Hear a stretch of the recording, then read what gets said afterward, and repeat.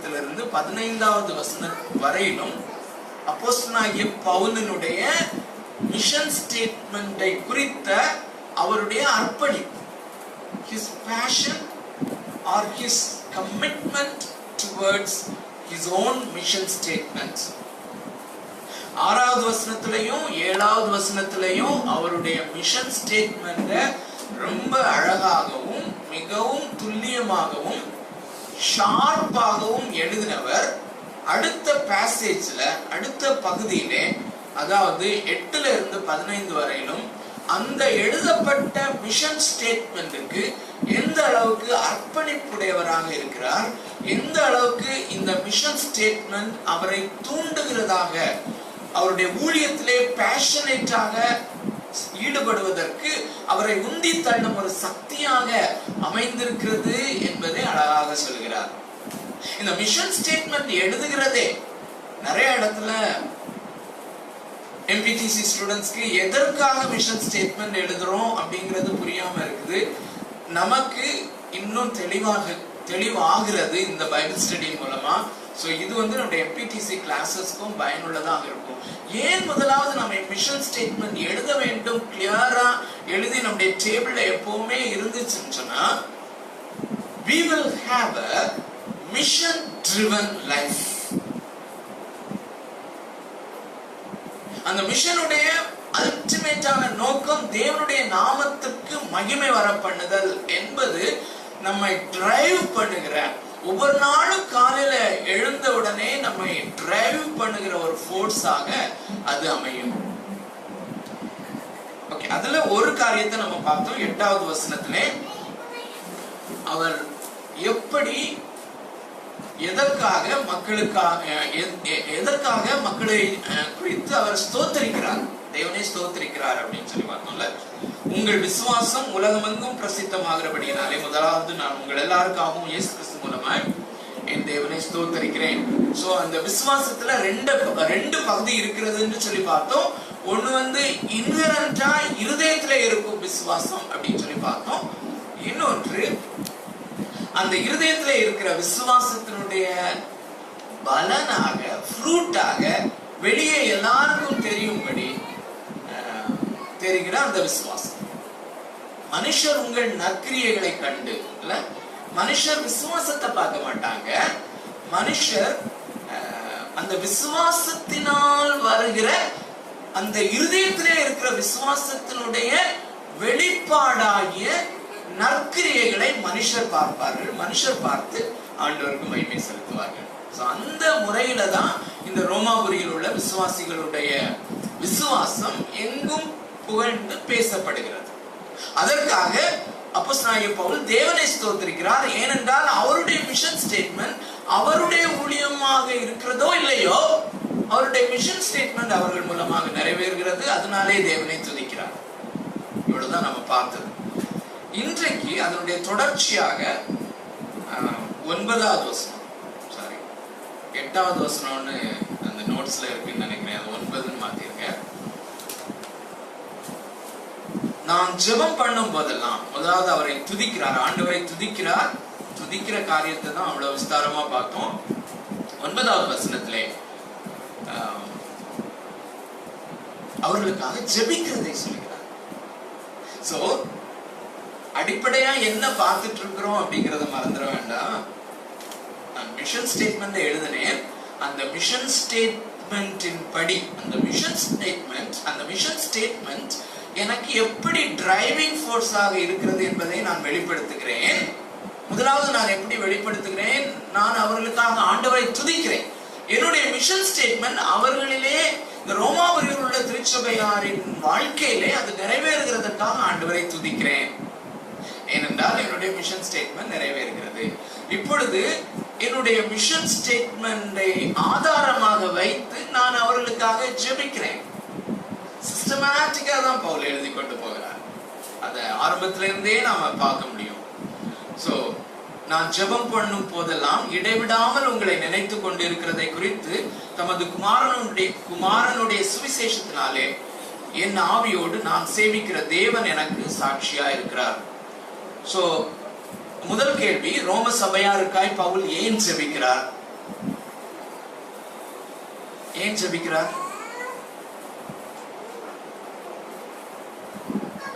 Again இது வந்து preaching இல்ல, நான் ப்ரீச்சிங் மோட்ல ஸ்டார்ட் பண்ணிட்டேன். ஆனாலும் இது ப்ரீச்சிங் இல்ல. இணைந்து வேதத்தை கற்றுக்கொள்கிறோம், இணைந்து வேதத்தை நேசிக்கிறோம், இணைந்து வேதத்தை படிக்க முயற்சி செய்கிறோம். ரோம சபையாருக்காய் துதித்தலை நாம பார்த்தோம். ஜெபிக்கும் போது எதற்காக ஜெபிக்கிறார்? ஏன் ஜெபிக்கிறார்? எதற்காகங்கிறதுல ஏன் ஜெபிக்கிறார்? அவருடைய மிஷன் ஸ்டேட்மெண்ட் ஃபுல்ஃபில் ஆகணும்னு ஜெபிக்கிறார். ஏன்னா என்ன பாயிண்ட்காக ஜெபிக்கிறார் அப்படிங்கிறது ஃபர்தரா நம்ம வாஸ்தாதான் புரியும். எதற்காக ஜெபிக்கிறார் அல்லது என்ன பாயிண்ட் அவர் கொண்டு வராரு அப்படின்னு சொல்றது 12வது வசனத்துல தான் வாசிக்கிறோம். யாராவது வாசிக்கலாமா? எவ்விதத்திலாவது நான் உங்களிடத்தில் வருகிறதற்கு தேவனுடைய சித்தத்தினாலே எனக்கு நல்ல பிரயாணம் சீக்கிரத்தில் கிடைக்க வேண்டும் என்று வேண்டிக் கொள்கிறேன். இதுதான் அவருடைய பிரேயர் பாயிண்ட். எதுக்காக ஏன் போனவங்க? எவ்விதத்திலாவது நான் உங்களிடத்தில் வருகிறதற்கு தேவனுடைய சித்தத்தினாலே எனக்கு நல்ல பிரயாணம் சீக்கிரத்தில் கிடைக்க வேண்டும் என்று வேண்டிக் கொள்கிறேன். எதுக்காக?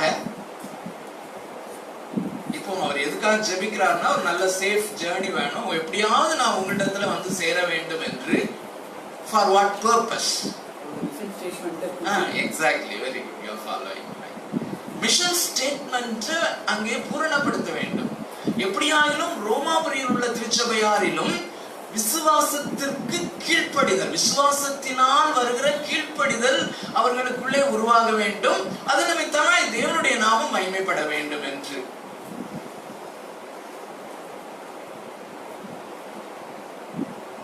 ஆனா இதை எழுதும் போது அவருக்குள்ள ஒரு சில ஸ்காலர்ஸ் சொல்றாங்க, உங்களுக்கும் நமக்கும் அந்த மூட ஃபீல் பண்ண முடியுதுன்னு நினைக்கிறேன். யாரோ ஒருவர் எப்பொழுதுமே அப்போஸ்தலனாகிய பவுலுக்கு ஒரு எதிரி இருந்துட்டே இருப்பாங்க, நிறைய எதிரிகள் இருந்துட்டே இருப்பாங்க. அந்த அப்போஸ்தலனாகிய பவுல் அவரை குறித்து அவருடைய எதிரிகள் இப்படி ஒரு பிரச்சாரம் செய்து கொண்டிருந்தார்கள் அப்படின்னு சொல்லி அநேக வசன ஆதாரங்களோடு சொல்லுகிறார்கள். என்னவென்றால், அந்த ரோமாபுரி சபையாருக்கு அப்போஸ்தலனாகிய பவுல் புறஜாதிகளுக்கு சுவிசேஷகன், புறஜாதிகளுக்கு அப்போஸ்தலன் என்று சொல்லுகிறான். அவன் சொல்லுகிற ஸ்டேட்மெண்ட் வந்து கிரெடிபிளாக இருக்குமானால், உண்மையானால், அவன் ஏன் உங்களிடத்தில் இன்னும் வரவில்லை? ரோமாபுரியில் உள்ள திருச்சபையாரை குறித்து உலகமெங்கும் பேசப்படுகிறது.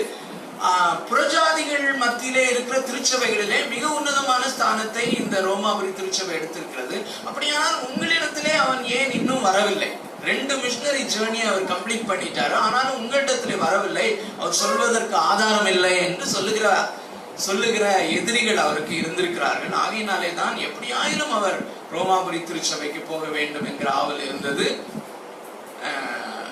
இரண்டாவது, நமக்கு எல்லாருக்கும் தெரிந்திருக்கிறபடி அந்த ரோமாபுரி திருச்சபையை பேஸாக மையமாக வைத்து அவர் ஸ்பானியா தேசத்துக்கு அல்லது ஸ்பெயினுக்கு போக வேண்டும் மிஷனரி பயணம் என்பதும் இருந்தது. ஆனால் முதலாக அந்த திருச்சபையாரை சந்தித்து அவர்களுக்குள்ளே அவர்கள் விசுவாசத்திற்கு கீழ்ப்படிய வேண்டும் என்ற ஒரு நோக்கம், அதற்காக அதான் அவர் ஜெபிக்கிறார். ஓகே, அடுத்த part of the question. Okay, தான் செய்யும் ஜெபங்களுக்கு தேவனை ஏன் சாட்சியாக வைக்கிறார் அப்படிங்கிறது தான் கேள்வி. ஏதாவது ரிஃப்ளெக்ஷன் இருக்கா? என்ன யோசிக்கிறீங்க? அதான் இங்க பாக்குறோம்ல, போர்டு பாத்தீங்கன்னா 2 மேஜர் ப்ரோபோசிஷன், அந்த சிவப்பு மையினால ரவுண்ட் போடப்பட்டிருக்கிற 2மே ப்ரோபோசிஷன். நான் ஜெபம் பண்ணும் போதெல்லாம் இடைவிடாமல் உங்களை நினைத்துக் கொண்டிருக்கிறதை குறித்து அப்படிங்கிறது ஒண்ணு.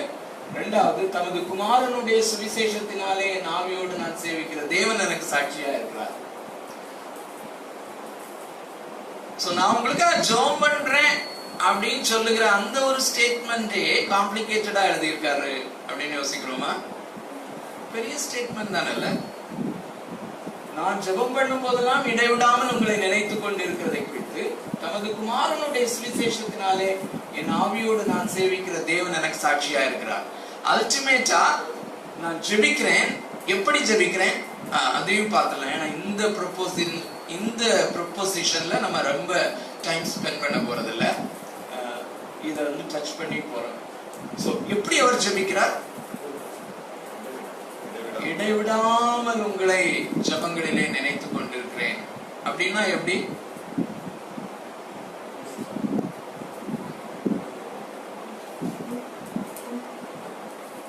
எப்பொழுதெல்லாம் ஜெபம் பண்ணுகிறாரோ அப்பொழுதெல்லாம் அவர்களை தொடர்ந்து நினைக்கிறார். அப்படிதானே போட்டிருக்கீங்களா? நான் ஜெபம் பண்ணும் போதெல்லாம் தொடர்ந்தேர்ச்சியா ஜெபிக்கிறார். ஜெபிக்கும் போதெல்லாம் அவர்களை நினைவு கூர்ந்து ஜெபிக்கிறார். இடைவிடாமல் அவர்களை நினைக்கிறார். So he's passionately praying. அந்த காரியத்துக்கு, அந்த ஜெபிக்கிற காரியத்துக்கு தேவன் எனக்கு சாட்சியா இருக்கிறார் அப்படின்னு சொல்றாரு. அப்படிதானே? அப்படி தேவன் எனக்கு சாட்சியா இருக்கிறார் அப்படின்னு சொல்லும் போது அந்த தேவன் யார் அப்படிங்கிறத சொல்றதுக்கு தான் தமது குமாரனுடைய சுவிசேஷத்தினாலே என் ஆவியோடு நான் சேவிக்கிற தேவன். சொல்றீங்களா திரும்ப? அந்த தேவன் யார் அப்படின்னு சொல்லி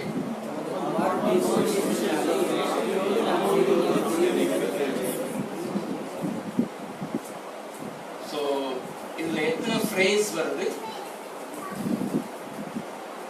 பச்சைனால பண்ணி இருக்கிறதெல்லாம் வந்து ஃப்ரேஸ் அல்லது சொற்றொடர்கள். தமது குமாரனுடைய சுவிசேஷத்தினாலே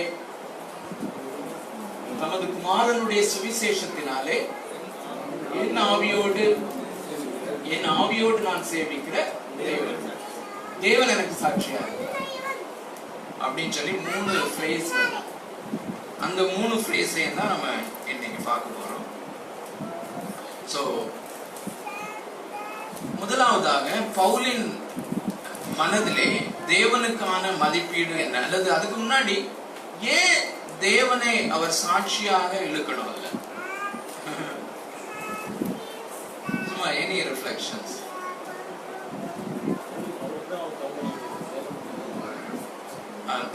வெரி குட். தேவனிடத்துலதான் அவர் ஜெபம் பண்ணிட்டு இருக்கிறார், வேற யாருக்கும் தெரியாது. அதனால தேவனே எனக்கு சாட்சி. Very good. Yeah, that's true.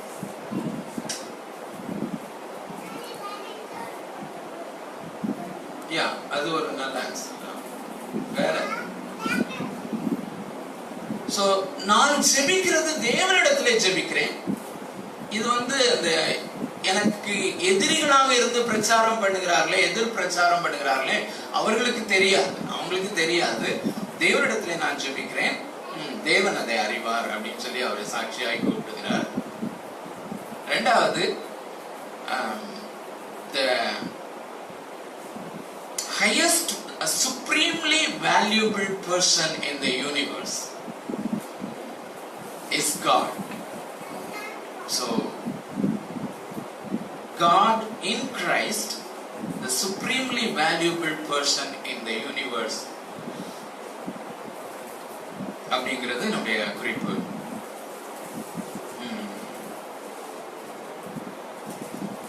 தேவன் எனக்கு சாட்சியா இருக்கிறார்.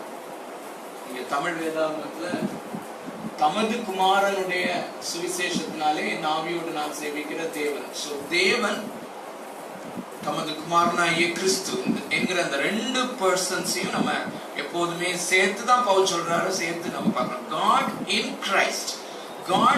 Christ, the supremely valuable person in the universe. அதனாலே அவர் தேவனை சாட்சியாக கூப்பிடுகிறார். அந்த தேவனுடைய வேல்யூ, தேவனை குறித்த தேவனுக்கான மதிப்பீடு என்ன? அப்போஸ்தலனாகிய பவுல் இதை எழுதும்போது அப்போஸ்தலனாகிய பவுலுடைய மனதிலே தேவனுடைய மதிப்பீடு அல்லது தேவனை குறித்த மதிப்பீடு என்னவா இருந்தது என்று நம்ம எப்பொழுதும் ரிப்பீட் பண்ணுகிற அந்த வசனத்தை பாராமலே படிச்சிருப்போம் சொல்லி நினைக்கிறேன். திரும்பியும் சொல்லலாமா? 11:36 ரோமருக்கு எழுதின நிருபம் 11வது அதிகாரம்.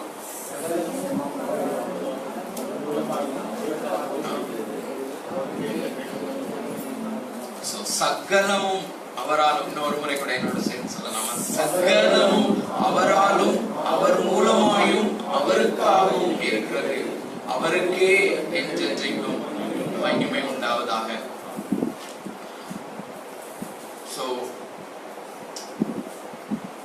not appropriately ascribing the valuable and the valueless is sin. அதாவது அப்படின்னு சொல்லி ஒரு குறிப்பு எழுதியிருக்கிறேன். எது உண்மையிலேயே மதிப்பு மிக்கதாக இருக்கிறதோ அதற்குரிய மதிப்பீடை நாம் கொடுக்காமல் இருப்பதும், மதிப்பில்லாத காரியங்களுக்கு மதிப்பு கொடுப்பதும் தான் ஒரு ஐடோலேட்ரி அல்லது ஒரு சிலை வணக்கமாக, விக்கிரக ஆராதனையாக மாறுகிறது. இதுதான் நம்முடைய ஒரு பெரிய பிரச்சனை. தேவனாகிய கர்த்தர் கிறிஸ்து, தேவனாகிய கர்த்தர் அவருடைய குமாரனாகிய இயேசு கிறிஸ்து தான் இந்த யூனிவர்ஸ்ல சுப்ரீம்லி வேல்யூபிள். அந்த வேல்யூபிளான அந்த பர்சனுக்கு உரிய மகிமை அவருக்கு செலுத்தப்பட வேண்டும். ascribing the appropriately,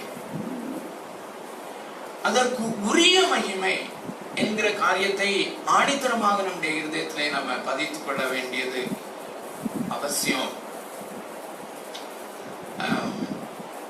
ஒரு சில வசனங்களை நம்ம வாசிக்கலாம். ஆதியாகமத்துல போட்டிருக்கிற அந்த ரெஃபரன்ஸை நம்ம விட்டுறலாம். யோபுவின் புஸ்தகத்துல இருந்து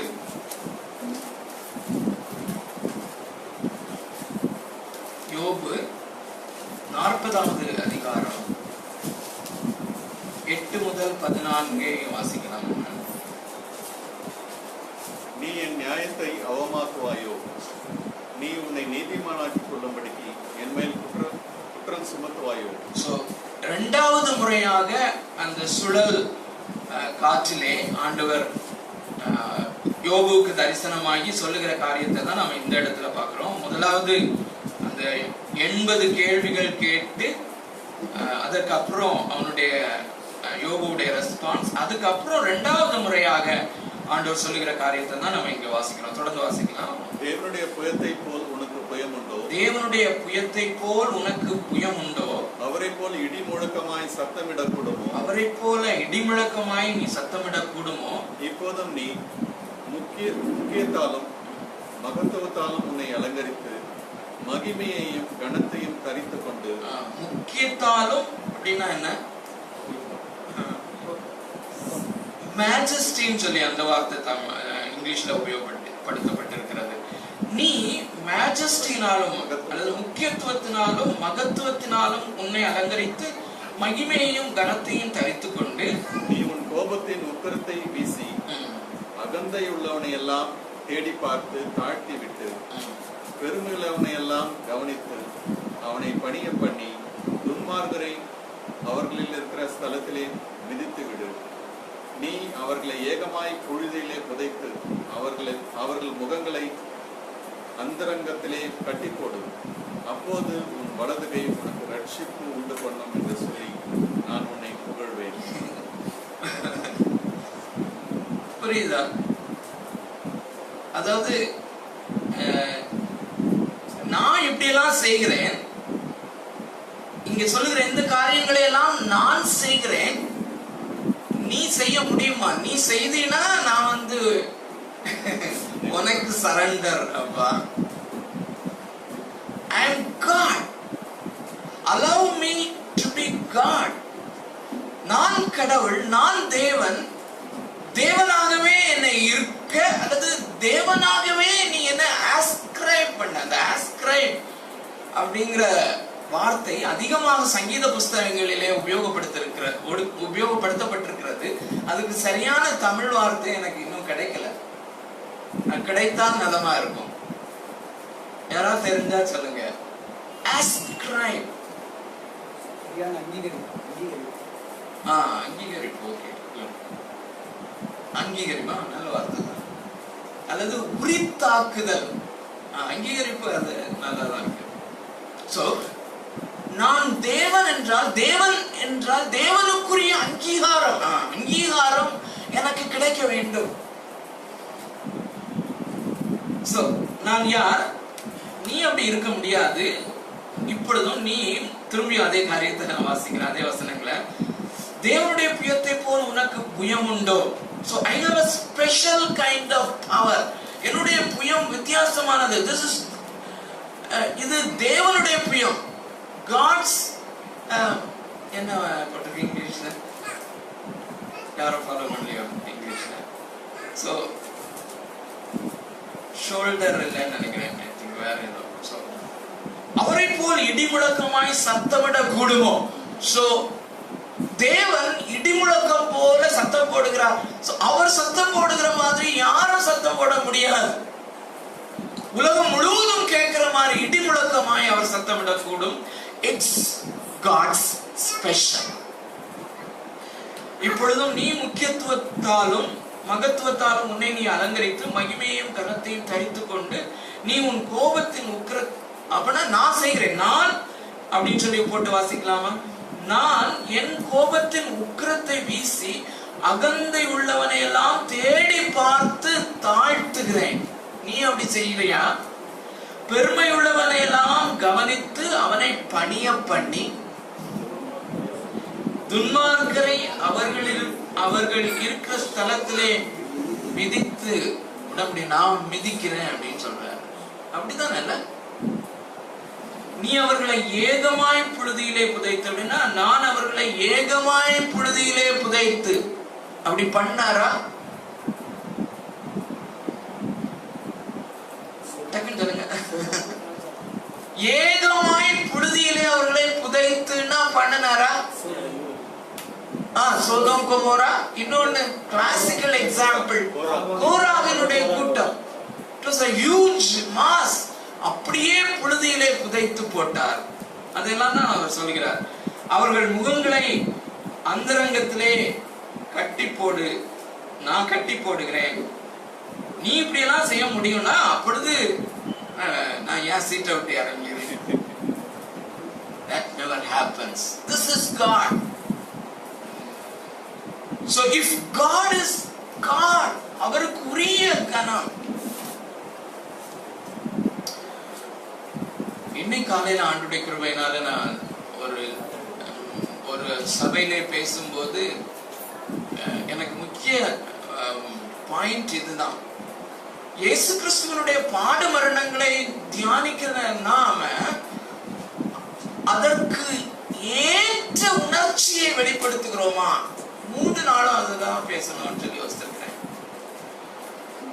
சோ கிரேஸ் அப்படின்னு சொல்றோம். அந்த கிருபைய, அந்த கிருபைக்கு ஏற்ற அங்கீகரிப்பை, அந்த கிருபைக்கு ஏற்ற அங்கீகரிப்பை வழங்குகிறோம் என்றால் அந்த கிருபைக்கு ஏற்ற விதமான ஒரு உணர்ச்சி நான் வெளிப்படுத்த வேண்டும். தேவனாகிய கர்த்தர் இவ்வளவு பெரியவர் என்றால் அதற்கு ஏற்ற கனத்தை நான் கொடுத்துதான் அவரை ஆராதிக்க வேண்டும், ஆராதிக்க முடியும். இல்லாத ஆராதனைகள்லாம் அங்கீகரிக்கப்படாத ஆராதனைகளாய் மாறி போய்விடும். Even now, as we are doing the Bible study, we are worshiping Him.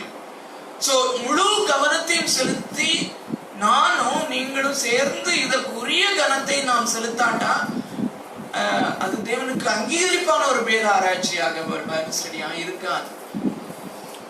இன்னொரு வசனத்தை, இன்னொரு பேசேஜ் நம்ம யோபின் புஸ்தகத்திலே நம்ம வாசிக்கலாம். ரொம்ப என்னை தொட்ட ஒரு பகுதி. யோபு 22வது அதிகாரம் 23 இருந்து 26 வரையிலும். இதுல இங்கிலீஷ் பைபிள் வச்சிருக்கவங்க தயவுசெய்து கொஞ்சம் அலர்ட்டா ஆயிருங்க, படிக்கலாம். யோபிடத்திலே அவருடைய நண்பன் சொல்லுகிறான். அருமையானவர்களே, இந்த யோபுடைய நண்பன் தேமானியனாகிய எலிப்பாஸ் மேல ஆண்டவர் ஜெனரலா கோபமா இருந்தாருன்னு சொல்லி நமக்கு தெரியும். ஏன்னா அவன் தேவனை குறித்து ஆக்குரேட்டா சொல்லலைன்னு நம்ம ஏற்கனவே பார்த்திருப்போம். ஆனா இந்த ஸ்டேட்மெண்ட் ஆக்குரேட்டா தான் சொல்றான்.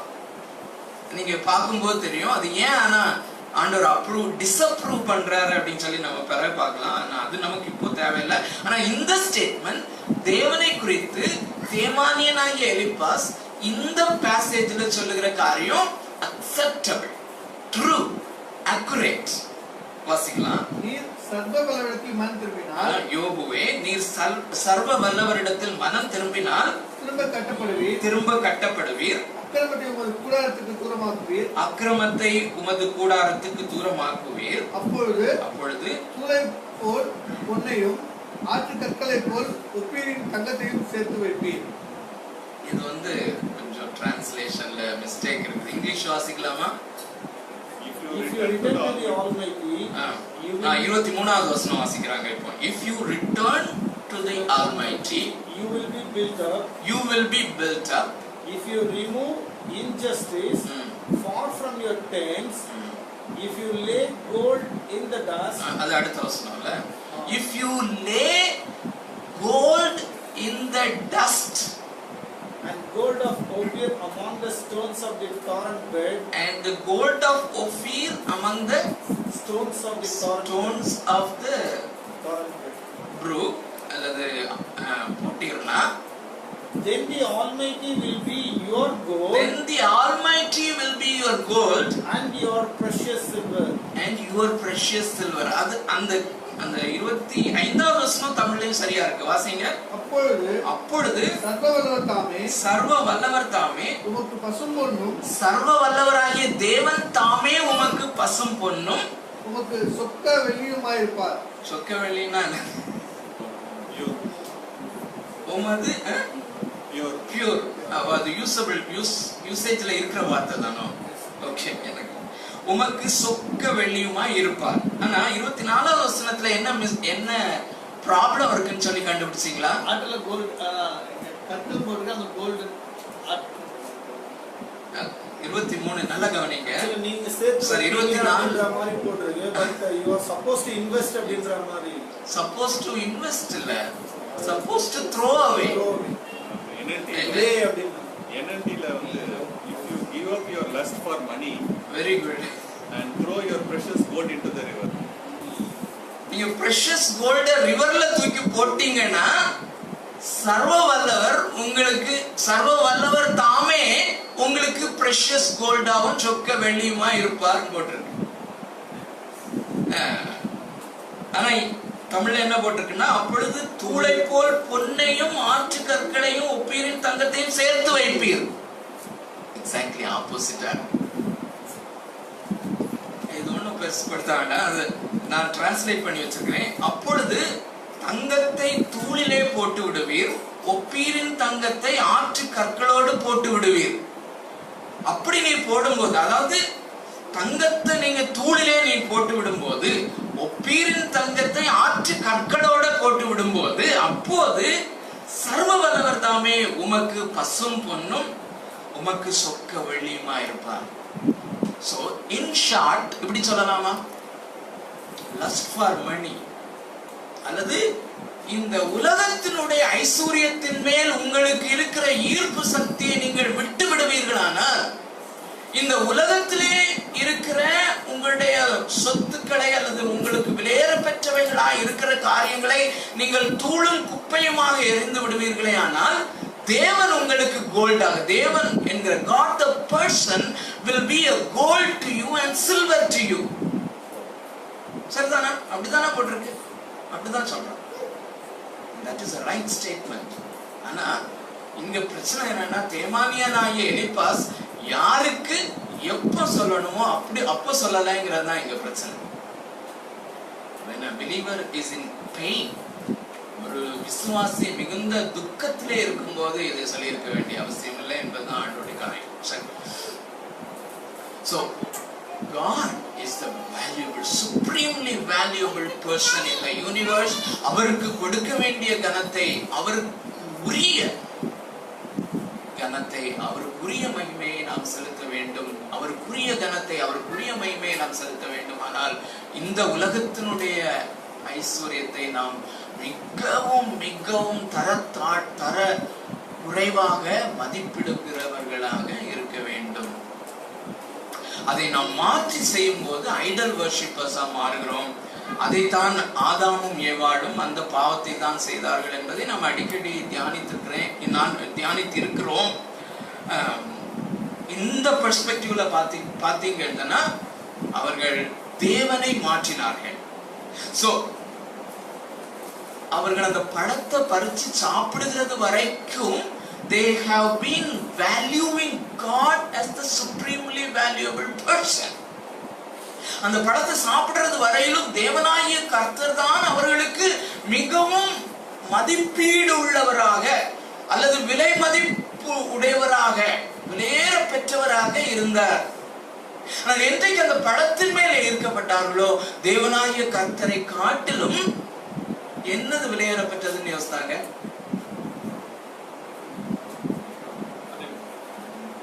இதுலயும் ஒரு டெக்னிக் இருக்குது, அல்லது நம்ம தொடர்ந்து இந்த ரோமன்ஸ் பைபிள் ஸ்டடியில நம்ம பார்த்துட்டு இருக்கிற காரியங்களை நீங்க கொஞ்சம் பிளாஷ்பேக் மாதிரி கொண்டு வந்தாதான்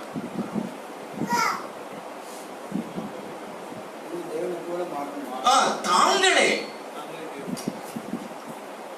அந்த பழத்துக்கு மாத்தல, தங்களுக்கு மாற்றிக்கொண்டார்கள்.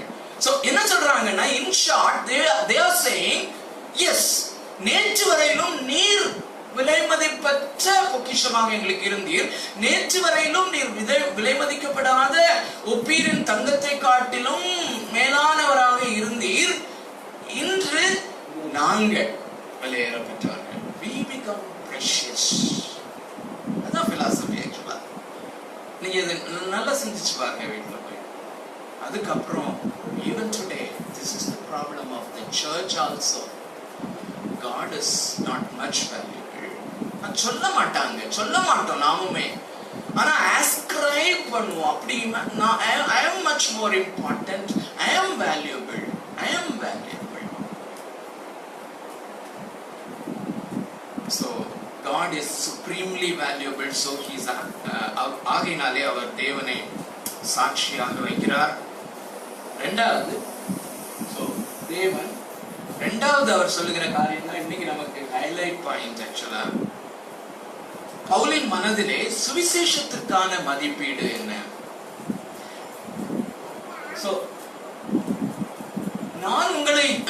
நான் உங்களுக்காக இடைவிடாமல் ஜெபிக்கிறேன், அல்லது நான் ஜெபம் பண்ணும் போதெல்லாம் இடைவிடாமல் உங்களை நான் நினைவு கூறுகிறேன், அதற்கு தேவன் சாட்சி அப்படின்னு மட்டும் சொல்லி இருக்கலாம்ல.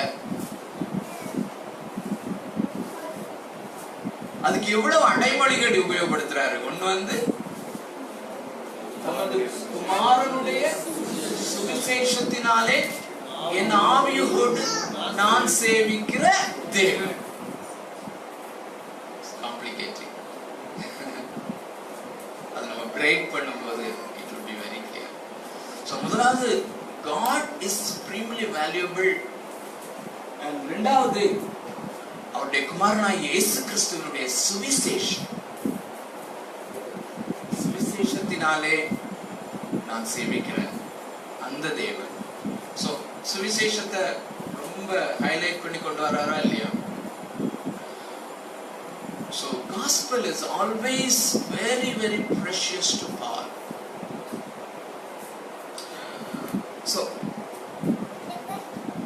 இன்னைக்கு நாம எப்படி நம்ம சுவிசேஷத்துக்கு வேல்யூ பண்றோம் அப்படின்னு சொல்லி இந்த வசனங்களை கொஞ்சம் வாசித்து நிறைய வசனங்கள் இந்த நாள்ல நான் போடல, சீக்கிரமா முடிக்கணும்னு சொல்லி யோசித்தேன். 1 தீமோத்தேயு 1வது அதிகாரம் 11வது வசனம் எல்லாரும் எடுத்துக்கிட்டோம். 1 தீமோத்தேயு 1வது அதிகாரம் 11வது வசனம் இந்த சுவிசேஷத்தை குறித்த அடைமொழிக்கு மேல அடைமொழி. தேவன் அப்படின்னு சொல்றதுக்கு அடைமொழி தான் அந்த சுவிசேஷம் அப்படிங்கறத இங்கு சேர்க்கிறாரு. சுவிசேஷத்துக்கு என்னெல்லாம் அடைமொழிகளை சொல்கிறார் வாசிக்கலாம். நித்யானந்த தேவனுடைய நித்யானந்தன்னா என்ன?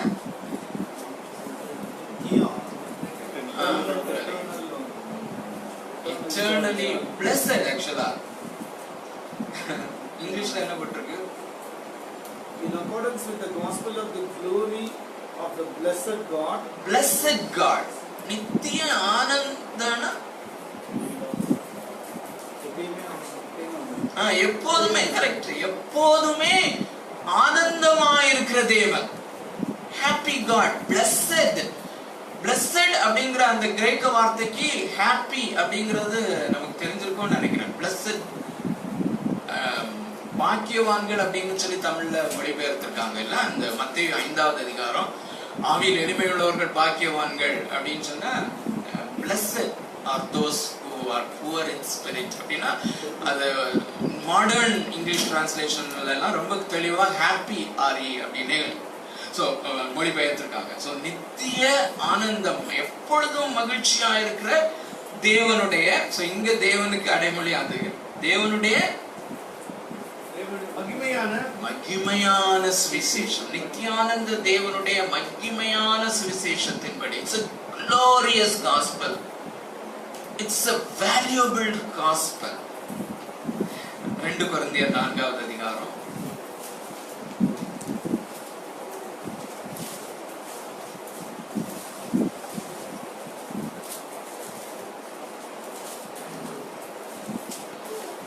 4வது வசனம், 5வது வசனம், 6வது வசனம். தேவனுடைய சாயலா இருக்கிற கிறிஸ்துவின் மகிமையான, இங்கேயும் தேவனுக்கு அந்த தேவனுடைய சாயலா இருக்கிற கிறிஸ்துவின் மகிமையான சுவிசேஷத்தின் ஒளி. இந்த வசனமும் நம்ம ஃபெமிலியரான ஒரு வசனம் தான். தேவனுடைய சாயலா இருக்கிற கிறிஸ்துவின் மகிமையான சுவிசேஷத்தின் ஒளி. 6வது வசனத்தை வாசிக்கலாம். இருளிலிருந்து வெளிச்சத்தை பிரகாசிக்க சொன்ன தேவன் இயேசு கிறிஸ்துவின் முகத்தில் உள்ள தமது மகிமையின் அறிவாகிய ஒளியை தோன்றப்படும் பொருட்டாக எங்கள் இதயங்களை பிரகாசித்தார். இயேசு கிறிஸ்துவின் முகத்தில் உள்ள தமது மகிமையின் அறிவாகிய ஒளி. சோ சுவிசேஷத்தை தான் இங்க அறிவாகிய ஒளி அப்படின்னு சொல்லி சப்ஸ்டிடியூட் பண்றாரு. இந்த 3 வசனத்தையும், இந்த 3 வசனங்களும் அடங்கிய அந்த பகுதியை, வசன பகுதியை, பேசேஜ் நம்ம பிரேக் பண்ணி படிக்கும்போது அது தெளிவா தெரியும். சுவிசேஷத்தின் ஒளி அப்படின்னு சொல்லி 4வது வசனத்துல அவர் குறிப்பிடுகிற அதே காரியத்தை தான் இந்த இங்க மகிமையின் அறிவாகிய ஒளி என்று சொல்கிறார். சோ glorious gospel என்று சொல்லி அப்போஸ்தலனாகிய பவுல் அதை காஸ்பலை மதிப்பிடுகிறார். ஏன் சுவிசேஷத்தை அப்படி மதிப்பிடுகிறார் அப்படின்னு சொல்லி எபேசியருக்கு எழுதின நிருபம் 1வது அதிகாரம் 4ல இருந்து 6 வசனத்தையும், இதுவும் நாம அடிக்கடி வாசிக்கிற வசனம் தான். அதுல அந்த கிருபையை பற்றி சொல்லுகிற காரியத்தை மாத்திரம் நம்ம எம்பசைஸ் பண்ணி படிக்கலாம். எபேசியர் 1வது அதிகாரம் 5வது வசனத்தை வாசிக்கலாமா? பிரியமானவருக்குள் தாம் நமக்கு தந்தருளின தம்முடைய கிருபையின் மகிமைக்கு புகழ்ச்சியாக. ஏன் gospel glorious-ஆ இருக்குது? Why gospel is so much valuable? ஏன் சுவிசேஷம் அவ்வளவு வேல்யூபிளா இருக்குது? ஏன் சுவிசேஷம் அவ்வளவு ஒரு ஒளியா இருக்குது? ஏன் சுவிசேஷம் அவ்வளவு மகிமையான ஒளியா இருக்குது? ஏன் அது மகிமையின் அறிவாகிய ஒளியாக இருக்கிறது? What makes gospel glorious is because of grace. கிருபை. அந்த கிருபைக்கே ஒரு மகிமையின் புகழ்ச்சின்னு சொல்லி யூஸ் பண்றாருல்ல, கிருபையின் மகிமைக்கு புகழ்ச்சியாக. What is in that? அந்த கிருபையினுடைய மேன்மையை, அந்த மகிமையை, அந்த குளோரியை நம்ம சரியாக புரிந்து கொண்டோமானால் தான் அந்த சுவிசேஷத்தினுடைய மகிமையை நாம் புரிந்து கொண்டோம் என்று அர்த்தம். இன்னொரு காரியத்தை நான் முதல்ல நம்ம பார்த்துருக்கணும். பட் ஸ்டில் இந்த ரோமாபுரி, நல்லா யோசிங்க என்னோட கூட சேர்ந்து, இந்த ரோமாபுரியில் உள்ள திருச்சபை மக்கள் ஆல்ரெடி விசுவாசிகள். அந்த விசுவாசிகளுக்கு அவர் நாம் போய் சுவிசேஷத்தை பிரசங்கிக்க வேண்டும் என்று சொல்றாரு. விசுவாசிகளுக்கு ஏன் சுவிசேஷம் தேவை?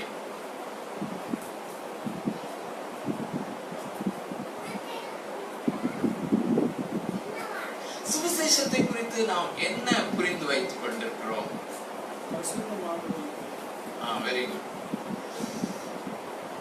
நான் நிறைய வருஷமாக நினைத்து கொண்டிருந்தது காஸ்பல் அப்படின்னு சொன்னா, சுவிசேஷம் அப்படின்னு சொன்னா, அது அவிசுவாசியா இருக்கிறவர்கள், இயேசு கிறிஸ்துவை சொந்த ரட்சகராக ஏற்றுக்கொள்ளாதவர்கள், ரட்சிக்கப்படாதவர்களுக்கு சுவிசேஷத்தை அறிவிக்க வேண்டும். ரட்சிக்கப்பட்டவர்களுக்கு சுவிசேஷம் ரொம்ப ஃபண்டமெண்டலானது. Why do you touch gospel? காஸ்பலுக்கு மேல என்ன இருக்குது, அதுல பில்ட் பண்ணுவோம் அப்படிங்கிற அண்டர்ஸ்டாண்டிங் நம்மளே யாருக்காவது இருக்கும். ஆனால் எனக்கு ரொம்ப நான் மிஷனரியா இருக்கும் போதும் இருந்தது. ஆனா இப்போ தெரியுது அது எவ்வளவு ஒரு தரக்குறைவான எண்ணம் என்று, எவ்வளவு ஒரு ஆண்டவருக்கு பிரியமில்லாத ஒரு காரியம் என்பது, அது பாவம் என்பதும் எனக்கு இப்ப புரியுது.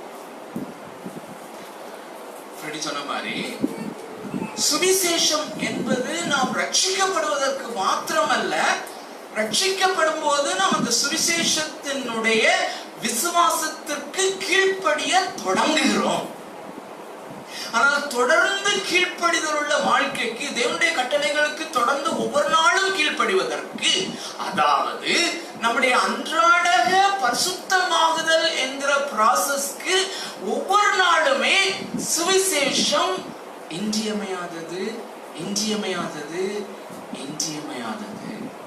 Without the gospel grace, you will die.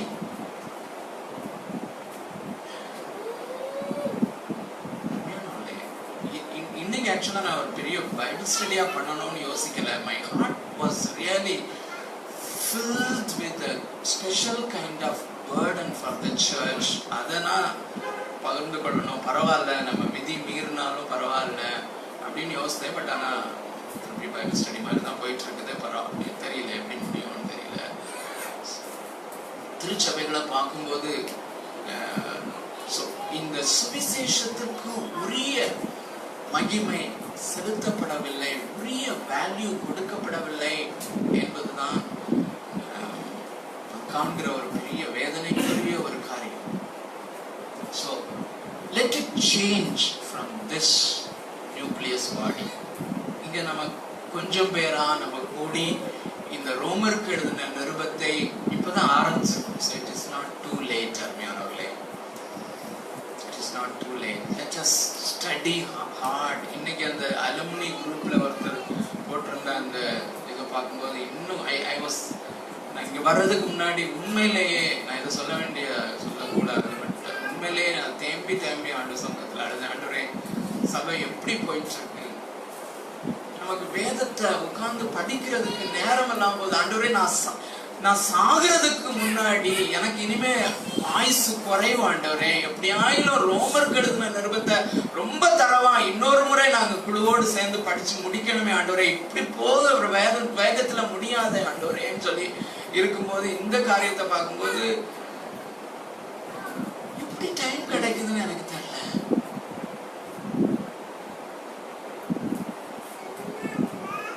அந்த கிருபைய பார்த்து அப்ரிஷியேட் பண்றதுக்கு நமக்கு நேரம் கிடைக்கல.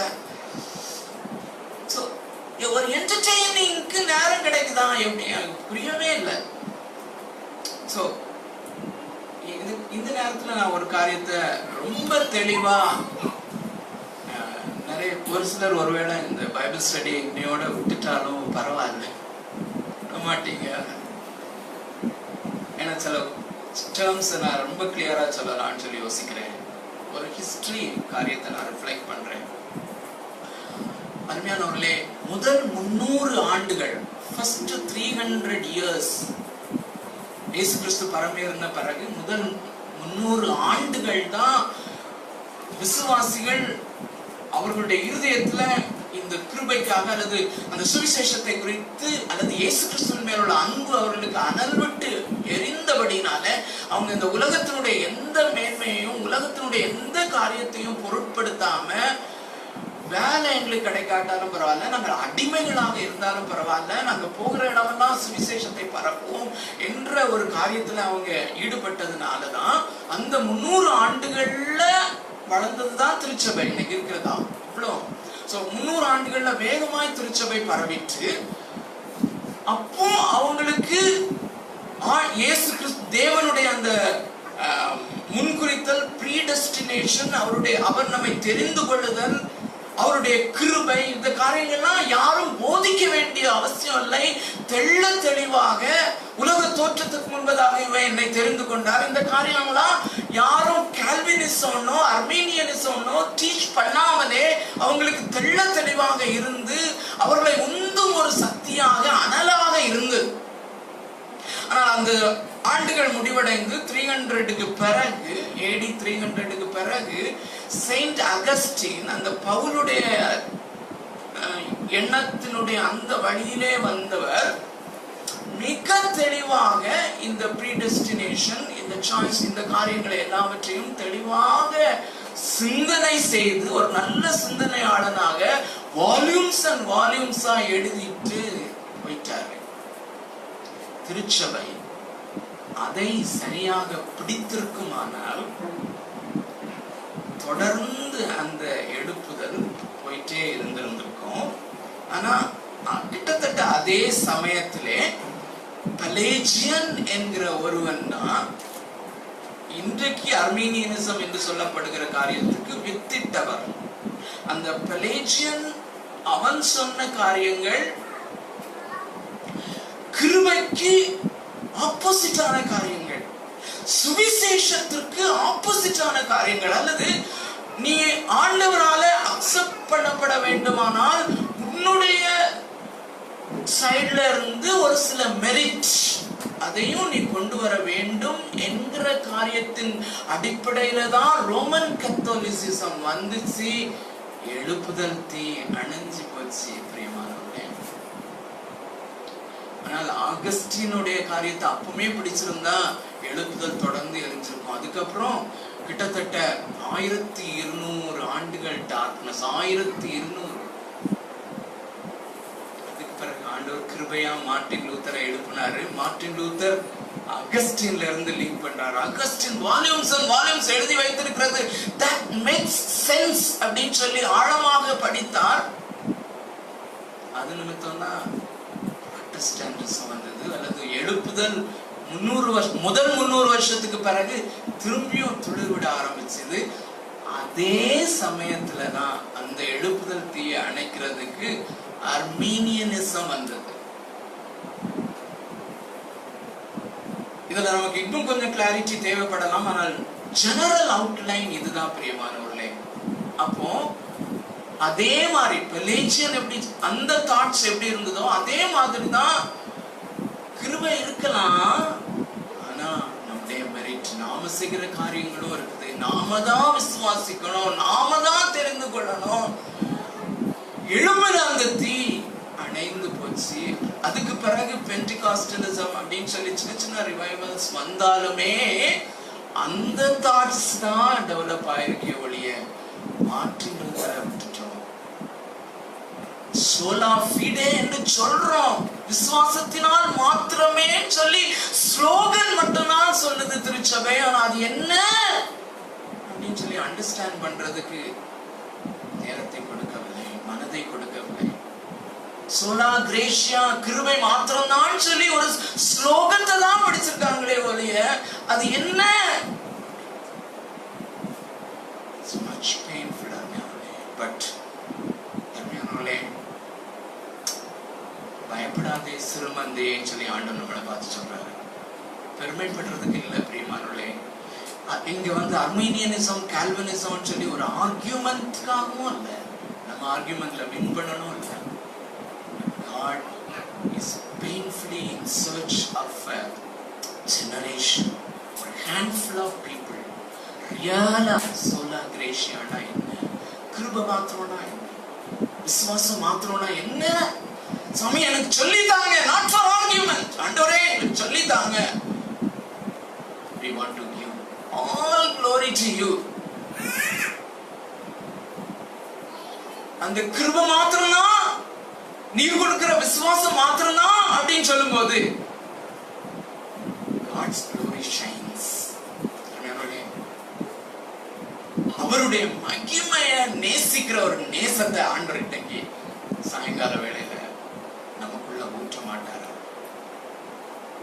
கடந்த வாரத்துல 2-3 நாட்கள் தொடர்ந்து நான் மார்னிங் டிவோஷனுக்காக அந்த ஓப்பன் டெரஸ்ல குலாவி கொண்டிருக்கும் போது கிட்டத்தட்ட 6 மணிக்கு என்னுடைய டிவோஷன் முடிகிற வேளையில சூரியன் அவ்வளோ இப்போதான். நான் யூஸ்வலா நேச்சர் லவர் கிடையாது, பட் இந்த நாட்களிலே ஆண்டவர் மாற்றி கொண்டிருக்கிறார். I began to enjoy the brightness. ஒரு கோல்டன் பிரைட் கலர்ல அந்த சன் வந்து ஷைன் ஆகி வருதுல, அதை என்ஜாய் பண்ண ஆரம்பிச்சேன். தொடர்ந்து ஒவ்வொரு நாளும் வருது. So I began to speak with the sun. சூரியனே நீ ஏன் வருகிறாய் இப்படி சொல்லுகிறது. தேவன் எனக்கு கட்டளையிடுகிறான், நான் வருகிறேன். பகலுக்கு பகல் வார்த்தைகளை தெரிவிக்கிறது. அவைகளுக்கு பேச்சும் இல்லை, வார்த்தையும் இல்லை, ஆனாலும் இல்ல சொல்லுது இல்ல. It's because I don't have inherent potentiality. God says I obey. God is glorified.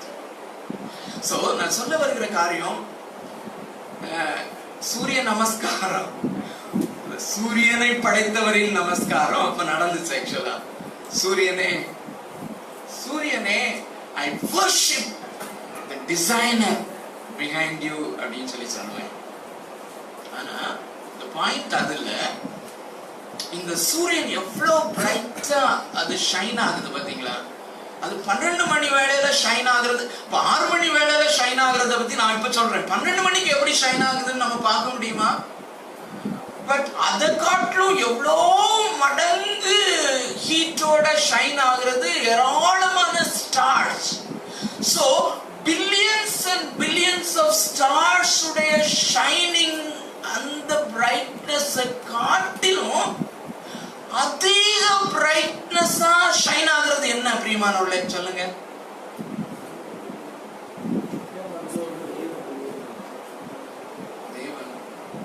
God's gospel. God's gospel. தேவனுடைய சுவிசேஷம், God's gospel shines. ஏன்னா உலக தோற்றத்திற்கு முன்பதாகவே அந்த gospel பிதாவாகிய தேவனுடைய மனதிலே மகிமையின் ஒரு திட்டமாக உருவானது.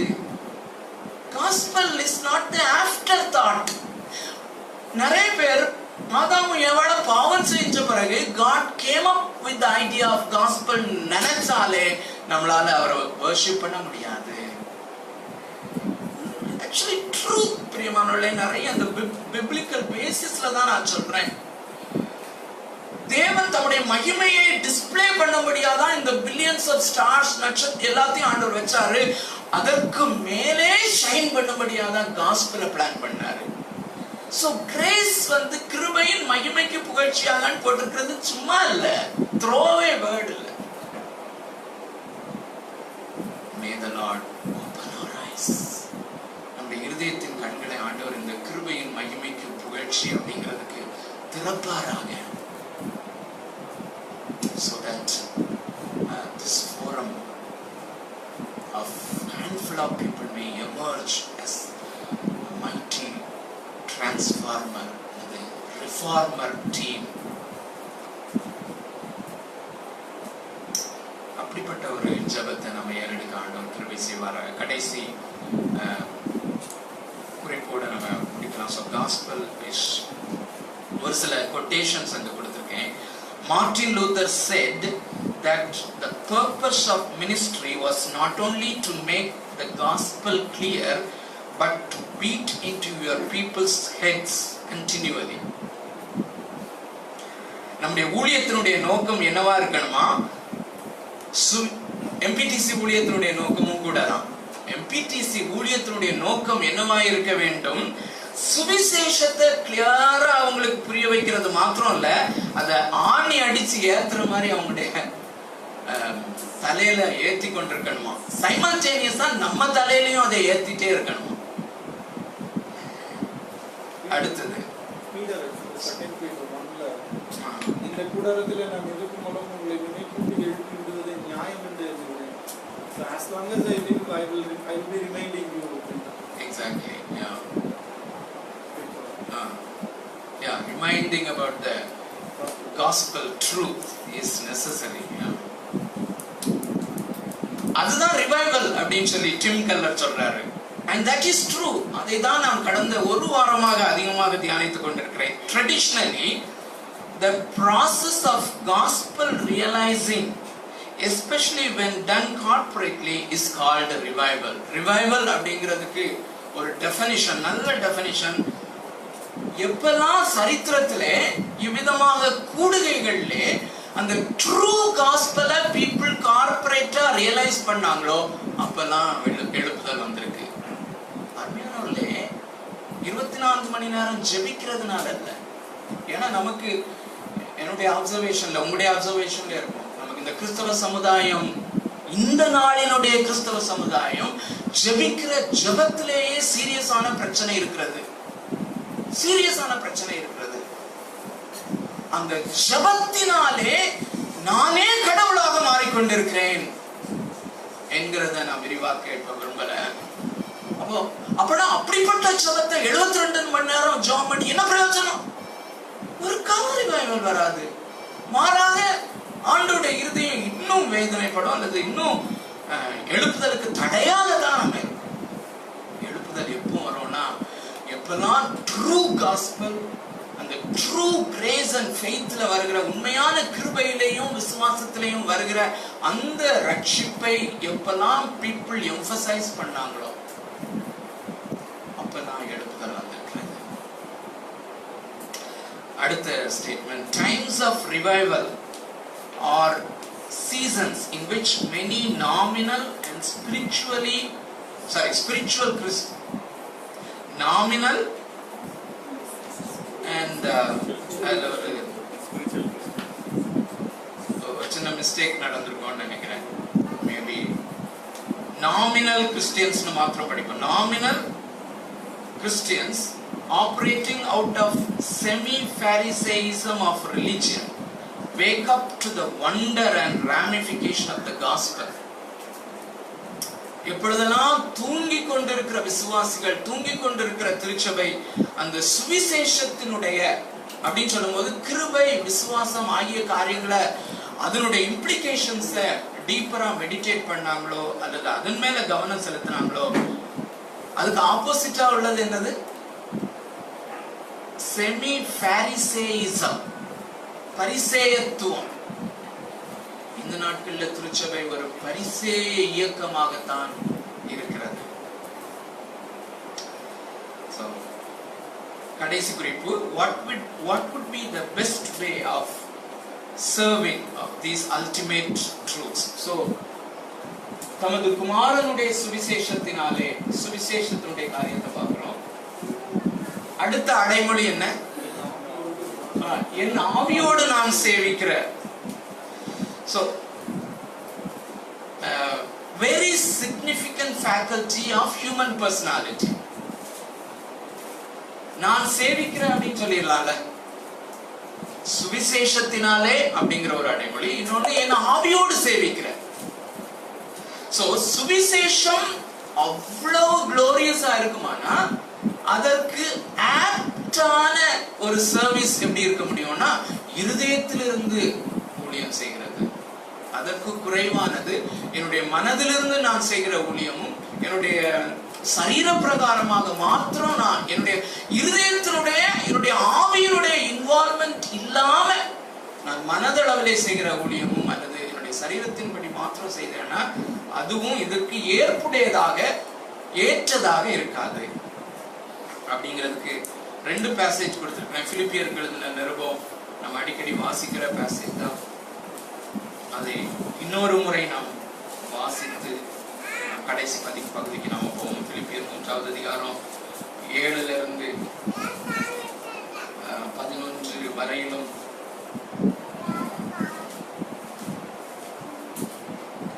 ஆகிலும் எனக்கு லாபமாய் இருந்தவைகளோ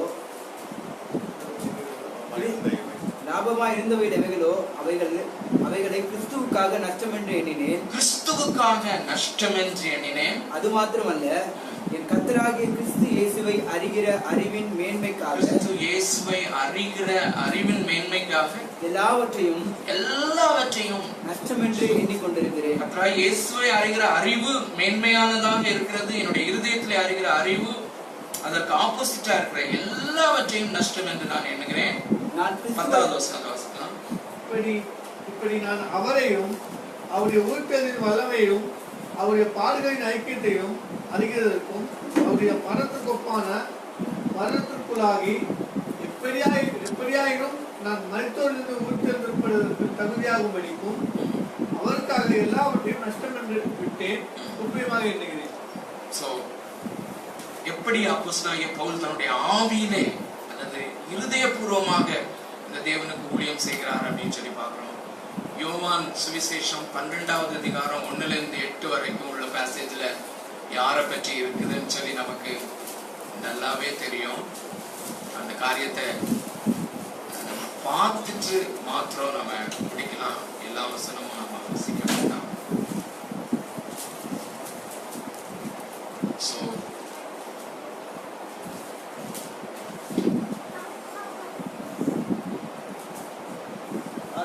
ஒரே ஒரு வசனத்தை நம்ம முதலாவது வாசிக்கலாம். பஸ்கா பண்டிகை வர 7வது வசனத்தை வாசிக்கலாம். அப்பொழுது இயேசு, இதை விட்டுவிடு, என்னை அடக்கம் பண்ணும் நாளுக்காக இதை வைத்திருந்தார். அடக்கம் பண்ணும் நாளுக்காக, ஒருவேளை சரித்திரபூர்வமாக இன்று இயேசு அடக்கம் பண்ணப்பட்ட நாள் அப்படின்னு சொல்லி அவங்க சொல்லுகிறது சரியாக இருக்குமா அல்லது இன்னைக்கு ராத்திரி அடக்கம் பண்ணும் நாளுக்கு என்று அவள் வைத்திருந்தது என்ன? அந்த விலையேற பெற்ற களங்கம் இல்லாத நலனம். சோ அதை குறித்து நிறைய கமெண்ட்ரிஸ்ல நீங்க படிச்சிருப்பீங்க. எவ்வளவு வேல்யூ? 300 பணம் அப்படின்னு சொல்லி யூதாஸ் காரியத்துடைய கணக்கு. ஒரு வருஷத்துக்குரிய ஒரு ஓகே, நீங்களே நிறைய படிச்சிருப்பீங்க. வேற Emmanuel maybe having more to contribute. So நான் ரீசெண்டா ஒரு இதுல இப்போ உள்ள டாலர் கணக்குப்படி ஒரு கணக்கு படிச்சேன். $25,000 அப்படின்னு சொல்லி $25,000 மேபி அரௌண்ட் 12 lakhs rupees, 12 லட்சம் ரூபாய். இது வந்து ஒரு பிளான்ட் ஈவென்ட் அப்படின்னு சொல்லி சொல்றாங்க. அப்படியே சேர்த்து வச்ச மணி தான், சேர்த்து வைத்த பணத்தை லாசரு தன்னுடைய சகோதரன் உயிரோடு எழும்பின உடனே ஒரு பெரிய எக்ஸைட்மெண்ட்ல இவங்க குடும்பமா பிளான் பண்ணி மரியாள் போய் வாங்கியிருக்கிறார். சேர்த்து வச்சதுதான் தன்னுடைய ஃபியூச்சருக்காக. எதுக்காக சேர்த்து வச்சாங்கன்னு தெரியாது. Because it's a huge money. அந்த ஹியூஜ் மணியை கொண்டு போய் கடை தெருவிலே போய் மிகவும் விலையேற பெற்ற, so she wasted her all money. நம்முடைய பார்வையின்படி அல்லது இந்த நாட்களில் உலகத்தில் உள்ள விசுவாசிகளினுடைய கூற்றுப்படி she utterly wasted away. She gave away all the money and purchased it. எதுக்காக மரியாள் இதை போய் வாங்குறா அப்படின்னு எல்லாரும் யோசிச்சிருப்பாங்கல்ல. இவள்கிட்ட இவ்வளோ மணி எப்படி வந்துச்சு, இவன் ஏன் எல்லாத்தையும் எப்படி வேஸ்ட் பண்றான்னு கடைக்காரங்களே சொல்லியிருக்கலாம் யூதாஸ்க்கு முன்னாடியே. அண்ட் யூதாஸ் காரியத்தில் இந்த 2 பேருடைய வேல்யூவையும் மாத்திரம் நம்ம பார்த்து படிக்கலாம். இது வந்து this is the gospel of the son. பிதாவாகிய தேவனுடைய குமாரனுடைய சுவிசேஷம். It's the gospel of a person அப்படின்னு சொல்லி ஏற்கனவே நம்ம பார்த்திருக்கோம். This is a gospel of a person. அருமையானவர்களே, சுவிசேஷத்தை நாம் நேசிக்கிறோம் என்றால், சுவிசேஷத்தை குறித்து சுவிசேஷத்தை மகிமையாக கருதுகிறோம் என்றால், the person of the gospel நாம மகிமையாக எண்ணுகிறோம். It's not a waste. இல்ல, யூதாஸ் காரியத்துடைய அவனுடைய வேல்யூவேஷன் எப்படி இருக்குது நமக்கு தெரியும் தான். ஆனாலும் வாசிக்கலாமா? 6வது வசனத்துல 5வது வசனம். இந்த தைலத்தை 300 பணத்துக்கு விற்று தரித்திரருக்கு கொடாமல் போனதென்ன என்றான். அப்படின்னு அவன் சொன்னா, அதுக்கு வந்து யோவான் இன்ஸ்பயர்ட் ரைட்டர் ஆட்டு ஒரு கமெண்ட் சேர்க்கிறாரு. அதுதான் 6வது வசனத்துல. தரித்திரரை குறித்து கவலைப்பட்டு இப்படி சொல்லாமல், அவன் தரித்திரரை குறித்து கவலைப்பட்டு இப்படி சொல்லாமல், அவன் திருடனானபடியினாலும் பணப்பையை வைத்துக் கொண்டு அதிலே போடப்பட்டதை சுமக்கிறவன் ஆனபடியினாலும் இப்படி சொன்னான். பணப்பைய சுமக்கிறதுனால மாத்திரம் இல்ல. இங்கிலீஷ் பைபிள் படிச்சிருக்கீங்கல்ல, இதுல ஐ திங்க் நாமளே ஒரு தடவை பார்த்திருக்கிறோம்னு நினைக்கிறேன். இங்கிலீஷ் பைபிள்ல என்ன போட்டிருக்கு? There is something extra there which is very important. He said this not because he cared about the poor, not because he cared about the poor, but because he was a thief. But he was a thief, and having charge of the money bag, having charge of the money bag, he used to help himself to what was put into it. He used to help himself னா என்ன அர்த்தம்? அவனே தெரியும். அவன் அதுல அப்பப்ப தனக்கு எடுத்துக்குவான். He often stole some for himself. He often stole Some for himself. for himself. So அவன் ரெக்ரூட் பண்ணும் போதுல இருந்தே அப்படிதான். ட்ரெஷரரா தான் ஆண்டவர் வந்து அவனை அப்பாயிண்ட் பண்ணியிருக்காரு. தெரிஞ்சுதான் அப்பாயிண்ட் பண்ணியிருக்காரு. தெரிஞ்சும் அப்பாயிண்ட் பண்ணியிருக்காரு. அப்பப்ப இவன் எடுக்கிறான் அப்படிங்கறது அவருக்கு இவ்வளவு நாள் தெரியும். தெரிஞ்சுதான் சைலண்டா தான் இருக்காரு. சொன்னாரான்னு தெரியாது. இல்ல கடிந்து கொண்டாரு. இல்ல கடிந்து கொண்டா அவன் ஈஸியா அஃபெண்ட் ஆகிடுவான். இங்க நீங்க பாத்தீங்கன்னா இங்க ஆண்டவர் வந்து அவனை அஃபெண்ட் பண்ற மாதிரி தெளிவா பேசுறாரு. நீ அவளை விட்டுருப்பா. அவள் என்ன சொல்றாரு ஏசுவாமி? அப்பொழுது இயேசு இவளை விட்டு விடு, என்னை அடக்கம் பண்ணும் நாளுக்காக இதை வைத்திருந்தால் தரித்திரர் எப்பொழுதும் உங்களிடத்தில் இருக்கிறார்கள், நான் எப்பொழுதும் உங்களிடத்தில் இருக்கிறேன் என்றார். சோ இந்த மாதிரி சொன்ன உடனே தான் அது யோவான்ல இருக்கா என்னன்னு தெரியல, இம்மீடியட்டா அவன் எழும்பி போய் அவரை காட்டி கொடுக்கிறதுக்கான பிளான் பண்ணுவான் பிரதான ஆசாரியர்களை பார்த்து. விளங்குச்சா? இத வந்து 300 பணத்துக்கு வித்து எவ்வளவு காசு நான் அதுல இருந்து எடுத்திருக்கலாம் அப்படிங்கறதே விட்டுட்டு ஆண்டவர் வந்து இவனை டைரக்டா நோஸ்கட் பண்ற மாதிரி அவளை அப்ரிஷியேட் பண்ணி அவளை தூக்கி எங்கெல்லாம் சுவிசேஷம் எப்பெல்லாம் அறிவிக்கப்படுதோ அப்பெல்லாம் இந்த ஸ்திரீ செய்ததை குறித்து சொல்லப்பட வேண்டும் அப்படின்னு சொன்னது அவனை மூக்க இருக்கிற மாதிரி இருந்தோடனே சரி 30 வெள்ளி காசு அது பரவாயில்ல. இயேசுவுக்கு அவன் வச்ச விலை, அவனுடைய வேல்யூவேஷன் 30 வெள்ளி காசு. தட் இஸ் மேபி அந்த $25,000 கணக்கு போட்டவங்க சொல்றாங்க இது $1,000. 12 லட்சம், இது கிட்டத்தட்ட 50,000 ரூபாய். அதுக்கு வித்துடலாம் அப்படின்னு சொல்லி இயேசுவை வித்துடலாம் அப்படின்னு சொல்லி. Person of the gospel is so valuable to me that I can waste 25 lakhs rupees. It may be a waste to others. Ana, நான் சொல்ல வர குறிப்பு என்னன்னா, I'm pouring out my whole life into it. Proverbs பார்க்கிறோம், இருதயத்தோடு என்னுடைய ஆவியில இருதயத்திலே நான் சேவிக்கிறேன் என்றால் இருதயம் எல்லா லைஃபே அங்கே இருதயத்தில இருந்து தான் வருதுன்னு சொல்லி Proverbsல வசனம் உண்டு. The life in its fullness comes from the heart. ஆகையாலே இதை நான் அவருடைய பாதத்திலே உடைப்பது இன்னொரு காஸ்பல்ல உடைச்சான்னு சொல்லி பார்க்கிறோம். Wasting away. It's not waste. It is the appropriate feeling, appropriate worship to the person of the grace.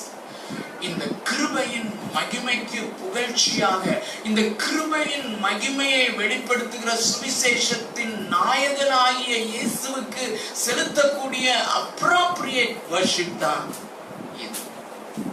கண்களை மூடி ஜெபம் பண்ணலாமா? எழும்பி நிற்கலாமா?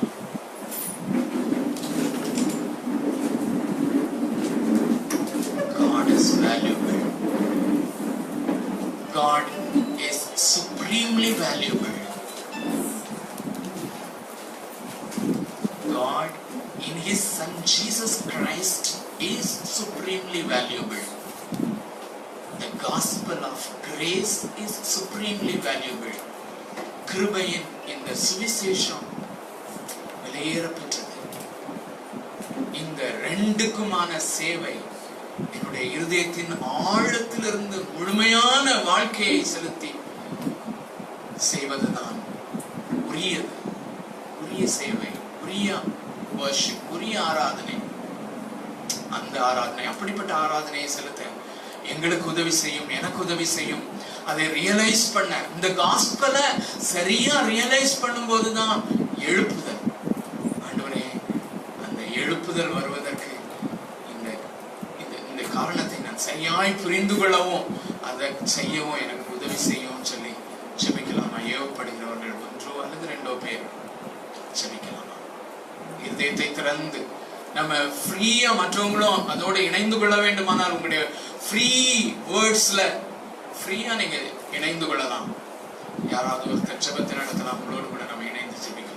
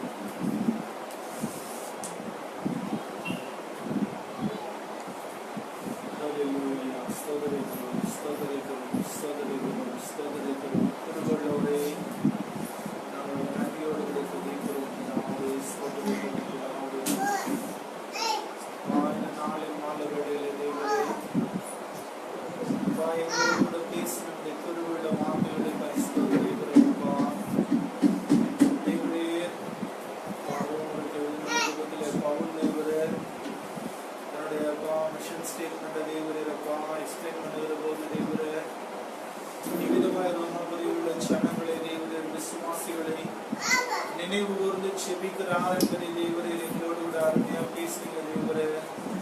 அப்பா பால் அவர்களே தேவரே தன்னுடைய மிஷனை தேவரே அவர்கள் விசுவாசத்திலும் கிருபையிலும் வளரும்படியாய் தேவரே அவர்களோடு கூட டைம் ஸ்பெண்ட் பண்ணணும் அப்படின்றதுக்காக தேவரே தேவரையா எவ்வளவு பிரயாசப்படுகிறார் என்பதையும் அவ்வாறு செபிக்கிறார் என்பதையும் தேவரே எங்களோடு கூட பேசுனீங்க.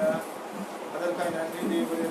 ஸ்தோத்திரிக்கிறயா விசேஷமாய் தம்முடைய ஜெபத்திற்கு தேவரே பவுலப்பா சாட்சியாய் கொண்டு வருகிறதான தேவரே விலை மதிக்க முடியாத உண்மை தேவரே ரப்பா ஸ்தோத்திரிக்கிறோம். God the person which செபிக்கிறோம் தேவரே.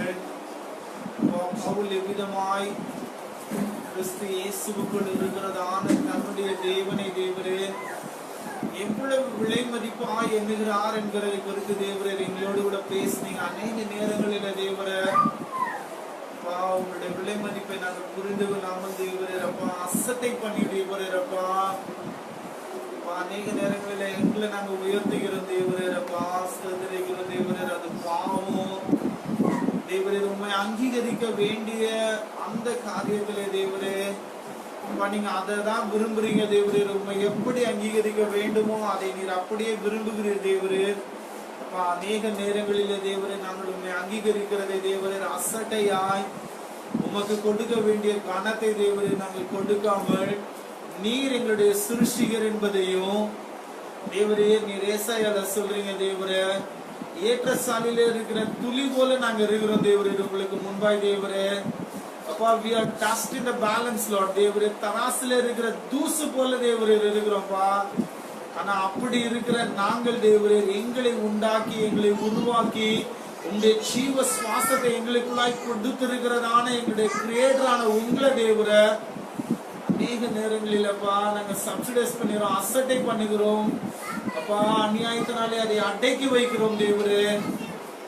கிருபையாய் இறங்குங்க தேவரே. எங்களை எனேபிள் பண்ணுங்க தேவரே. பேச சரியாய் அண்டர்ஸ்டாண்ட் பண்ண தேவரே. நீர் கொடுக்கிறதான அந்த விசுவாசத்தையும் கிருபையும் சரியாய் புரிந்து கொள்ள தேவரே. அதை புரிந்து கொண்டு அப்பா ஏசாயா சாஷ்டாங்கமாய் விழுந்து உண்மை தொழுது கொள்கிறது போல தேவரே. அப்பா யோவான் உண்மை தொழுது கொண்டது போல தேவரே அப்பா சாஷ்டாங்கமாய் விழுந்து தேவரே அப்பா உண்மை தொழுது கொள்ள தேவரே. உமக்கு அந்த கனத்தை கொடுக்க தேவரே அப்பா. கத்த நீர் இந்த மாலை வழியில எங்கள் கண்களை திறந்ததற்காக ஸ்தோத்திரிக்கிறோம் அப்பா. அப்பா ஸ்தோத்திரிக்கிறோம் தேவரே அப்பா. யோபு கிட்ட அழகா டீல் பண்றீங்க தேவரே அப்பா. யோபு அண்டர்ஸ்டாண்ட் பண்ண வைக்கிறீங்க. உன்னால ஒண்ணும் முடியாது அப்பா தேவரீர். அதனாலதான் யோபு சொல்கிறார் தேவரே சகலத்தையும் செய்ய நீர் வல்லவர் தேவரே. அப்பா நாங்க ஒன்றும் இல்லாதவர்கள் தேவரே. we were in total depravity Lord. அப்பா நாங்கள் ஒன்றும் இல்லாமல் தேவரே பாவத்தின் அடிமைத்தனத்துல தேவரே ஆதாமும் ஏவாளும் உமக்கு சமமாய் தேவரே மாறும்படி தேவரே தங்களை தேவர்கள் ஆக்கிக் கொள்ளும்படிக்கு தேவரே அப்பா சுப்ரீம் வேல்யூவாக உண்மை விட்டுவிட்டு தேவரே தங்களை சுப்ரீம் வேல்யூவாக மாற்றினபடினாலதான தேவரே அப்பா அந்த மகிமையை இழந்து போனோம் அப்பா எரேமியா சொல்லும்போது சொல்றான், தேவரே தேவர்கள் அல்லாத தங்கள் தேவர்களை மாற்றினது உண்டோ, ஆனால் நீங்களோ உங்கள் மகிமையை மாற்றினீர்கள். Lord, you are our glory, Lord. அப்பா உம்மை நாங்க மாற்றுகிறோம் தேவரே. அப்பா ஸ்தோத்திரிக்கிறோயா. யூதாச போல தேவரே அப்பா உங்களுடைய விலை மதிப்பு தெரியாமல் தேவரே அநேக நேரங்களில் அப்பா எங்களுடைய சிற்றின்பங்களுக்கும் எங்கள் இச்சைகளுக்கும் எங்கள் மனுஷ சுபாவங்களுக்கும் எங்களுடைய கார்னாலிட்டி மேனுக்கு நாங்கள் விட்டு கொடுத்து தேவரே உம்மை அசட்டை பண்ணுகிறோம் அப்பா. தேவரே இந்த மாலை வழியில தேவரே அப்பா ஸ்தோத்திரிக்கிறோயா. நீங்க எங்களுக்கு கொடுத்திருக்கிறதான அந்த glorious gospel அண்டர்ஸ்டாண்ட் பண்ண தேவரே, அதை நேசிக்கப்பா அப்பா, அதை நாங்கள் சேவர் பண்ண கர்த்தர் கிருபை செய்யுங்கப்பா, அதுல சாட்டிஸ்ஃபை ஆக கிருபை செய்யுங்கப்பா. பவுல் சொல்லுகிறது போலப்பா, பவுல் ஸ்டார்ட் பண்ணும்போது எனக்கு லாபமா இருந்ததான் நஷ்டம் சொன்னான் தேவரே. அடுத்த ஸ்டெப்புக்கு போகும்போது எல்லாவற்றையும் கிறிஸ்துவை அறிகிற அறிவின் மேன்மைக்காய் நஷ்டம் சொல்றாங்க தேவரே. Lord, give us that ability, Lord. அந்த சிந்தை எங்களுக்குள்ள தாங்க தேவரே. உண்மை அறிகிற அறிவின் மேன்மைக்காய் தேவரே, எல்லாவற்றையும் லாபமா இருக்கிறத மாத்திரம் இல்ல தேவரே, எல்லாவற்றையும் நஷ்டமா என்ன தேவரே. மரியாதை போல, மாத்தாலை போல, லாசருவை போல அந்த குடும்பம் தேவரே தங்களுக்கு உள்ளது எல்லாவற்றையும் விற்று தேவரே இயேசு கிறிஸ்து தான் உயிர் தெழுதல் என்பதையும் இயேசு கிறிஸ்து தான் ஜீவன் என்பதையும் நித்தியமான காஸ்பல் அவர்தான், நித்தியானந்தம் கொடுக்கிற காஸ்பலான அவர்தான் தேவை அப்படின்றத தேவரே அவர்கள் அறிந்தவர்களாய் தேவரே தங்களுக்கு உள்ளவர்கள் எல்லாவற்றையும் உடைத்து தேவரே மற்றவருடைய பார்வையில் அது வேஸ்டா தெரியல தேவரே. பட் லார்ட், எங்க முழு இருதயத்தோடு தேவரே, முழு ஆத்மாவோடு, முழு வெள்ளத்தோடு தேவரே உம்மிடத்துல அன்பு கூறப்பா. தாவீது சொல்லுகிறது போல, என் வேலனாகிய கர்த்தாவே உம்மில் அன்பு கூறுவேன். Give us the grace, Lord. உங்களை மாத்திரம் அன்பு கூற அதற்கு தடையா இருக்கிற எல்லாவற்றையும் தேவரே எங்க சுபாவமா இருங்களா, உங்களுடைய லஸ்டா இருக்கலாம் தேவரே இருப்பா. Please enable us, Lord. கிருபை தாங்கப்பா. இன்னும் தேவரே கார்பரேட்டா சேர்ந்தப்பா இந்த சத்தியங்களை ஆராய்ந்து பார்த்து தேவரே பவுல் சொல்லுகிறது போல குமாரனுடைய சுவிசேஷம் தேவரே சோலா ஸ்கிரிப்சரா நாங்கள் பேசுகிறது மாத்திரமல்ல தேவரே, எங்களுக்கு கொடுக்கப்பட்டிருக்கிற இந்த மகிமையான சுவிசேஷத்தின் ஒளி எங்களுக்கு பிரகாசமாய் இராதபடிக்கு தேவரே, பிரபஞ்சத்தின் தேவனானவன் எங்கள் மனதை குருடாக்காதபடிக்கு தேவரே நீங்க தான் தேவரை முற்று முடிய ரட்சிக்க முடியும்ப்பா. வாழ்வாம நீங்க தான் தேவரை காக்க முடியும்ப்பா. தாவீது சொல்லுகிறது போல தேவரே, you are our exceeding joy, Lord. எங்களுக்கு ஆனந்த மகிழ்ச்சி நீங்க தான்ப்பா. இந்த சமூகத்திலே எங்களுக்கு பரிபூர்ண ஆனந்தம், இந்த வலது வருஷத்துல நித்திய பேரின்பமும் உண்டாயிருக்கிறபடினாலே லார்ட் எங்களை இன்னும் கிருபையினால நிரப்புங்கப்பா, இன்னும் உம்முடைய தயவுனால நிரப்புங்க தேவரே. இந்த விசுவாசத்தை தேவரே, இந்த கிருபையை புரிந்து கொள்ள உம்முடைய குமாரனுடைய முகத்தில் அறிவாகிய மகிமையான சுவிசேஷத்தின் ஒளியை நீர் எங்கள் இருதயங்களிலே நீங்க பண்ணீங்க தேவரே. You did, Lord. நாங்க ஒண்ணுமே பண்ணல தேவரே. We are only enjoying it, Lord. We are only satisfying it, Lord. கிருபை செய்யுங்கப்பா. இன்னும் தேவரே உம்மை பார்க்க, உம்மை ருசிக்க, உம்மிலே திருப்தி அடைய தேவரே கர்த்தர் எங்களுக்கு கிருபை செய்யுங்கப்பா. அவர்கள் அதையல்ல தேவரே, அதிலும் மேலான பரமதேசத்தையே கர்த்ததாமே கட்டி உண்டாக்கின தேவன் தாமே கட்டி உண்டாக்கின அஸ்திவாரங்கள் எல்லாம் நகரத்திற்காக அவர்கள் காத்திருந்தபடினால் இந்த உலகத்தின் இன்பங்களை, இந்த உலகத்தினப்பா நம்முடைய சொந்த குமாரனான ஈசாக்க கூட தேவரே is nothing compared to God's love என்பதை தேவரே ஆபிரகாமாலப்பா செயல்படுத்த கிருபை செஞ்சீங்க தேவரே. அதுபோல எங்களுக்கும் கிருபை தாங்க தேவரே. உண்மை மாத்திரமே நேசிக்கிற அந்த அன்பிலே மகிழ்ச்சியா இருக்க, அதிலே மாத்திரம் திருப்தி அடைய தேவரே எங்களுக்கு கிருபை செய்ய பலப்படுத்தும். இயேசு கிறிஸ்துவின் நாமத்தில் ஜெபிக்கிறோம் ஜீவனுள்ள நல்ல பிதாவே. ஆமென். என் ஆத்மாவே கர்த்தரை ஸ்தோத்திரி, என் முழு உள்ளமே அவருடைய பரிசுத்த நாமத்தை ஸ்தோத்திரி. என் ஆத்மாவே கர்த்தரை ஸ்தோத்திரி, அவர் செய்த சகல உபகாரங்களை மறவாதே.